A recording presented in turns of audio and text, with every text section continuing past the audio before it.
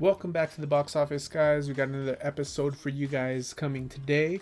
The bout, very interesting bout. Christopher Diaz versus Emanuel Navarrete, which on paper Vegas has it as a one-sided fight. To each their own, this fight, I think it's a little more competitive when what the odds say, but the odds are set for a reason. So let's get into it. Box office versus screen. Let's take a look at these guys. So first and foremost, we have Emanuel Navarrete versus Christopher Diaz. So let's take a look at Emanuel. He is 32-1. All right, 27 of those wins coming by the way of knockout. Heavy favorite. He has lost a unanimous decision early on in his career. It was a 4-round fight, fighting someone that was 4-0 himself. Guy didn't make weight that fight. I'll just say that. Either way, Navarrete, heavy favorite, 5'7", fighting out of Mexico. Top rank favorite, Vegas favorite. Going to be a very interesting matchup as far as him fighting on the other end, Christopher Diaz.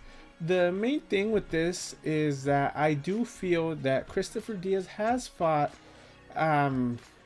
tougher, stiffer competition. Mainly coming out of the form of him fighting Shakur Stevenson, where he lost a unanimous decision. Christopher Diaz has never been knocked out. He has 2 losses, 26 wins, 16 KOs. He is 5'6", so he is giving up some height, but he is just 26 years of age. All right, so that's something to consider. So is Navarrete. Navarrete is an inch taller, but that wingspan, those punches, he has a 72-inch wingspan, so he does have a significant advantage there. All right, well, let's get down to it. The keys of victory. So for Emanuel Navarrete, as we've seen before, this guy is a come-forward fighter. He throws a lot of awkward punches, like just punches from angles you wouldn't necessarily see. Sometimes he's leading with like a right hook. Sometimes he's leading with an uppercut. Has very long arms, but he is a volume puncher, as you can see in the little highlights. He kind of flurries and overwhelms opponents. He hurts you, he's going to jump on you, he's going to throw hard, he's going to come forward. So he is kind of a relentless styled fighter. With that being said, key number 1, be plugged in, man. You're going to have that energy for the whole 12 rounds, especially when coming forth with a boxer. So be plugged in. That offense is going to have to come.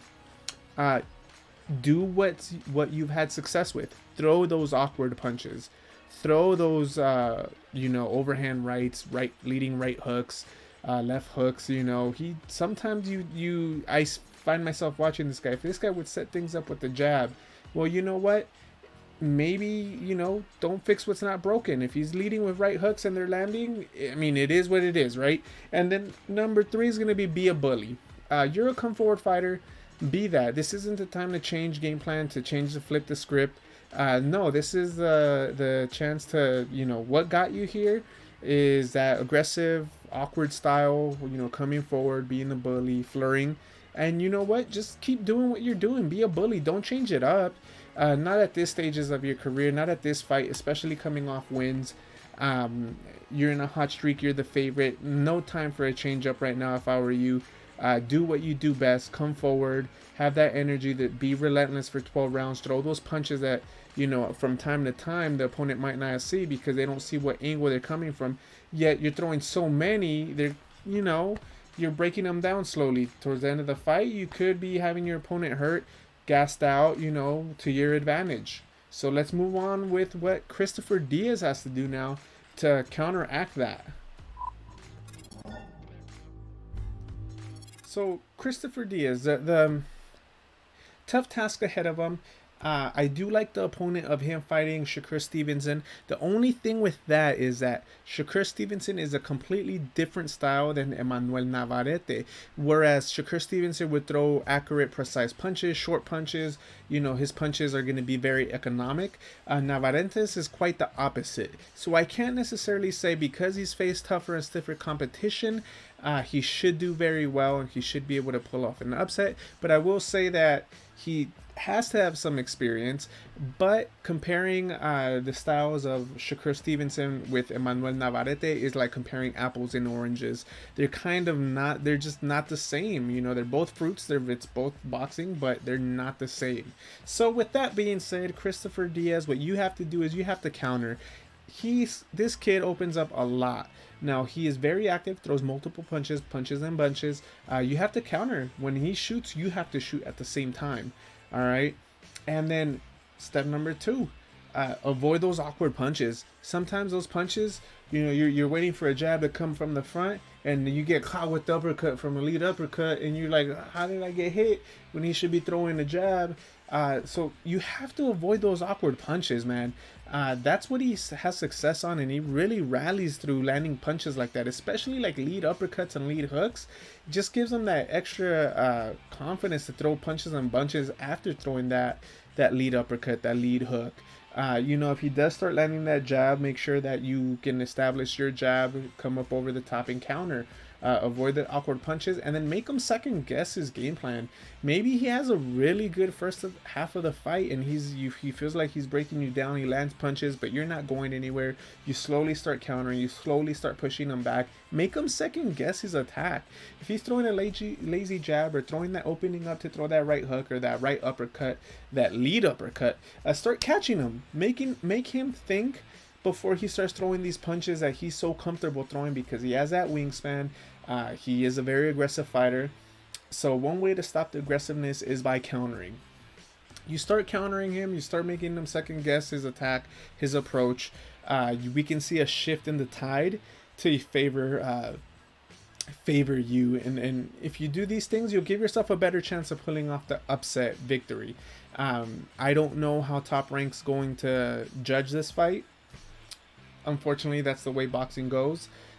So we'll see. We'll see what the fight and how it's managed, how it's judged, and we'll see from there. So prediction and bets. Let's get down to that. My next topic. All right. So I have this image here of Emanuel Navarrete winning, raising his hand, as he should. He's the champion.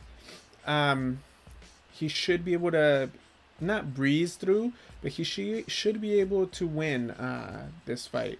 Some alternative lines that you might want to look is how he's going to win. If it's by decision, by knockout. I really don't know what Christopher Diaz is going to show up. If he's a sharp counterpuncher, I can see, and he uses his footwork and his countering and his just ring generalship, I can very well see this fight being something like similar to a Margarito Mosley type style fight, where Margarito, the come forward fighter, started getting caught. Little by little, Mosley started landing his jabs, started landing his punches, was pushing the bully behind, and was able to stop him.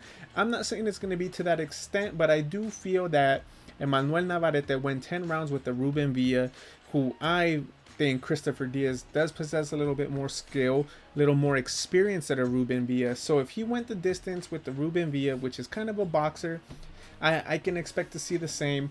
But we never know, because Emanuel Navarrete might be coming off trying to knock this guy out, prove a statement, make it a statement win. As he should win. This bet has a lot of value for Christopher Diaz. He is at a plus 500, meaning if you bet $100, you're going to get 500 back. Now, if you're with betting Emanuel Navarrete, you bet $909, as bet 365 has it, and you'll get 100 back. To me, that's not worth. There's absolutely no value in that unless you're betting that the fight's going to be under 10 rounds. Like I said, he went the distance with the Ruben Villa. Although he did drop it in the first and in the fourth, he went the distance. I think Christopher Diaz, being in there with Shakur Stevenson, learned a lot, and he has the tools, to be honest, to to pull off an upset. You know, he is a boxer. He does have speed. He does have a good amount of pop. Emanuel Navarrete opens up a lot, like a lot, leaves himself exposed. I wouldn't be surprised. I feel like this fight is just Emanuel Navarrete, excellent fighter, hell of a fighter, strong puncher, has an amazing engine. But some of these fighters do have a little bit more holes in their game.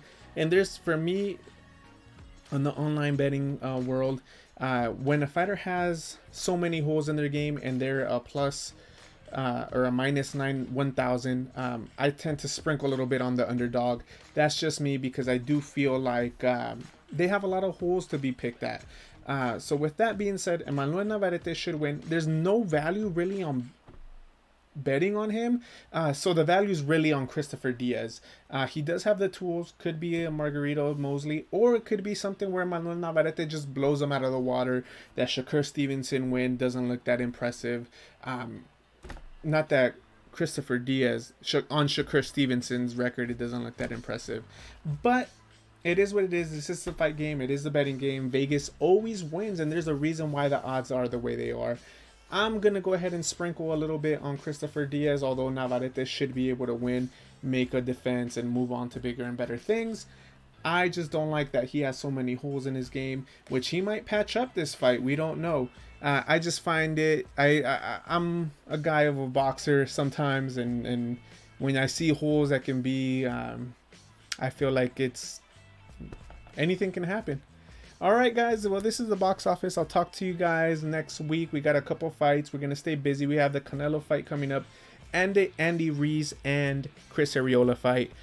With that being said, this is the box office. Take care. Please like, subscribe, comment down below what you guys think is going to happen, and I'll see you guys on the next one. By the way, in the next couple of months, there's going to be major upgrades to this channel, to the presentation, and we're going to give you a different look, a different style, updated version of this show that we got going on. Peace, love, take care, guys.